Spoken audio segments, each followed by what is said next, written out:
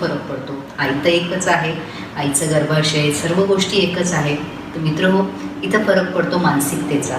लग्न झाल्या झाल्या जेव्हा पहिली प्रेग्नन्सी प्लॅन होते तेव्हा आईची मनाची अवस्था फार वेगळी असते. मात्र त्याच आईची मनाची अवस्था किंवा तिची सहन करण्याची शक्ती ही दुसऱ्या प्रेग्नन्सीमध्ये फार बदललेली असते. तिला खूप गोष्टींचा अनुभव आलेला असतो, तिचा स्वभाव तेवढा कडक झालेला असतो, ती सगळ्या गोष्टी फेस करू शकत असते. थोडक्यात आपण असं म्हणू की तिला पीच माहीत झालेली असते आणि ती त्याप्रमाणे खेळते आणि दोन भावंडांमधला फरक हा आपल्याला प्रकर्षाने जाणवतो आणि गेल्या असंख्य वर्षांमध्ये मी तो अनुभवते आहे स्वतः.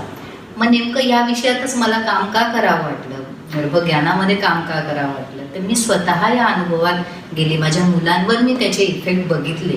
जेव्हा मी ह्या गोष्टी सर्व करत होती, बघत होती आणि याच्यावर रिसर्च करत होती, तर मी म्हटलं आधी आपण अनुभवात जावं आणि जेव्हा एखादा अनुभव आपल्याला येतो